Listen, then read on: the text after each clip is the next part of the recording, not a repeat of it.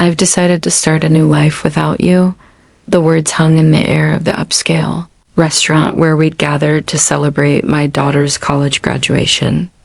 Gregory, my husband of 28 years, stood with his champagne glass still raised, his announcement displacing the toast he was supposed to be making to Amelia's achievements. The clinking of silverware ceased. Conversations halted mid-sentence. 50 pairs of eyes darted between Gregory and me, waiting for my reaction. For the tears, the shouting, the dramatic exit everyone expected. Instead, I smiled. Congratulations on your honesty. My name is Bianca Caldwell. I am 54 years old, and until this moment, I have been playing the role of the devoted wife and mother perfectly. I put my own career aspirations on hold to support Gregory through 3 business ventures, 2 career changes, and countless finding himself phases.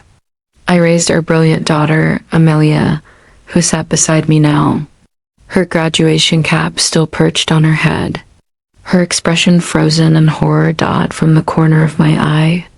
I could see Cassandra Wells, Gregory's much younger girlfriend, shifting uncomfortably at the back table where she sat with people I had considered friends for decades.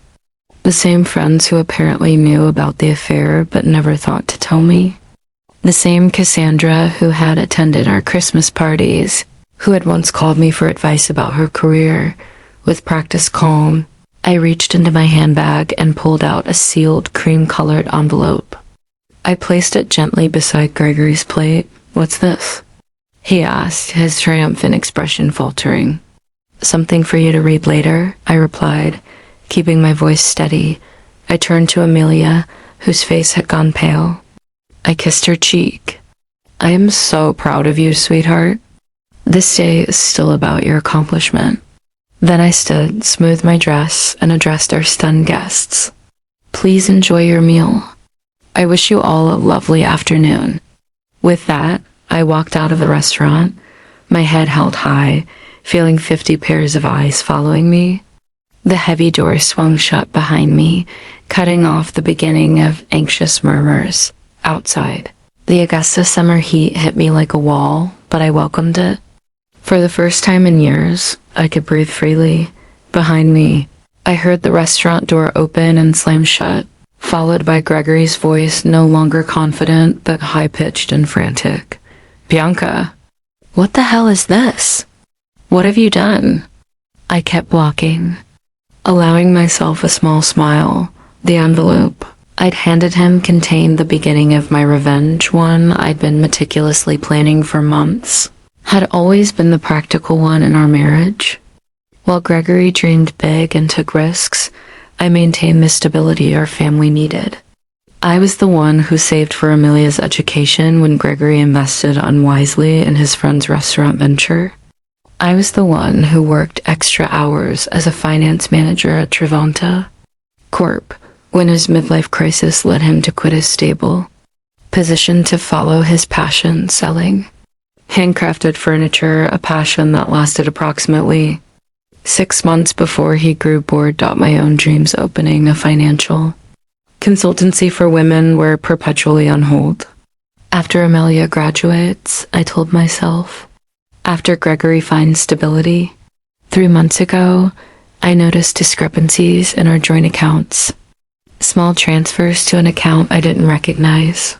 Having spent 20 years managing our family finances, these irregularities stood out like red flags. I could have confronted Gregory immediately, but something held me back. Perhaps intuition, or perhaps the growing distance between us over the past year. Instead, I began quietly investigating. What I discovered was worse than I imagined.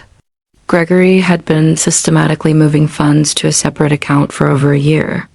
He had also been taking Cassandra to expensive restaurants, purchasing jewelry, and looking at beachfront property, all while telling me we needed to tighten our belts for retirement. Then came the text messages I discovered when Gregory left his phone unlocked. Messages about their new life together. Messages about how he was finally breaking free. Messages about their plans for the day after Amelia's Graduation the day he had chosen. To make his grand exit from our marriage, what Gregory had forgotten or perhaps never fully grasped was that I had been a financial professional for 30 years. I understood money trails. I knew how to trace assets. And most importantly, I remembered the prenuptial agreement we had signed 28 years ago when I had more family money than he did. The agreement he had insisted upon, ironically to protect his future earnings, contained a fidelity clause that would prove to be his undoing.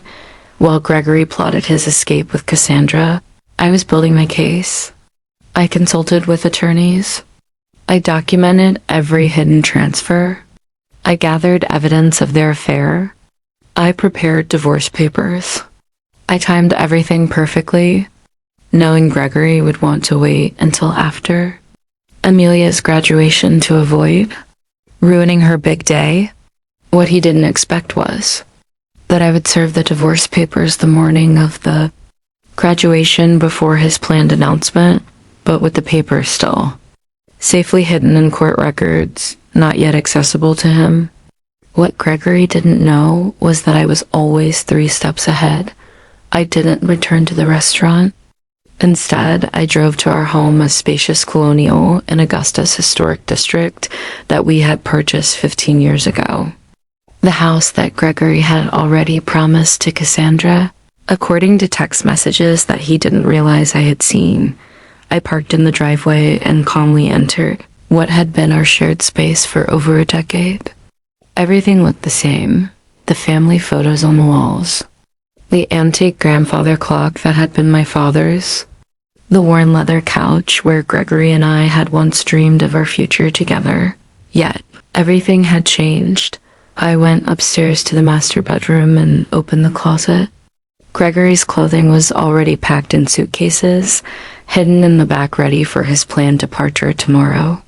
I smiled at his predictability. He had always been meticulous about clothing, but careless about the important things. My phone buzzed incessantly with messages from friends at the restaurant.